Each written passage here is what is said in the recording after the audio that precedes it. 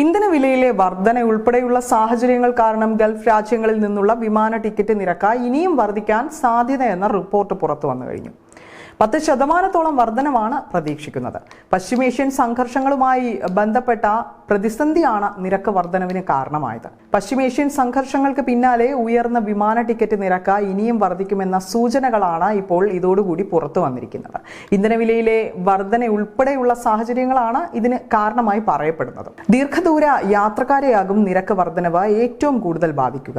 പശ്ചിമേഷ്യയിൽ നിലനിൽക്കുന്ന സംഘർഷാവസ്ഥയെ തുടർന്ന് നിരവധി വിമാനങ്ങൾ വഴിതിരിച്ചു വിടേണ്ടി വരുന്നത് പ്രവർത്തന ചെലവും ഇന്ധന ഉപയോഗവും ഉയരാൻ കാരണമായിട്ടുണ്ട് എന്നാണ് വിലയിരുത്തൽ. ഫെബ്രുവരി 28 മുതൽ ആരംഭിച്ച സംഘർഷത്തിന് പിന്നാലെ വിമാന ഇന്ധന വില ഏകദേശം ഇരട്ടിയായി ഉയർന്നതായാണ് റിപ്പോർട്ടുകൾ സൂചിപ്പിക്കുന്നത്.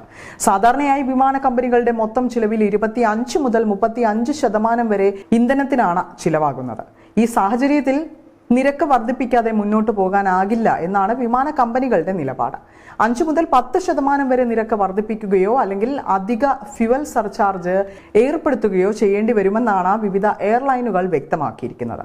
പശ്ചിമേഷ്യൻ സംഘർഷം വീണ്ടും ശക്തമായാൽ മിഡിൽ ഈസ്റ്റിലെ യാത്രക്കാരുടെ എണ്ണം 41% വരെ കുറയാൻ സാധ്യതയുണ്ടെന്നും പുതിയ പഠനം വ്യക്തമാക്കുന്നുണ്ട്. അതേസമയം Emirates, Qatar Airways, Ittihad Airways എന്നീ ഗൾഫ് മേഖലയിലെ പ്രധാന വിമാന കമ്പനികൾക്ക് മതിയായ കരുതൽ ധനമുള്ളതിനാൽ ഹ്രസ്വകാല പ്രതിസന്ധികളെ നേരിടാൻ കഴിയുമെന്നാണ് വിലയിരുത്തപ്പെടുന്നത്.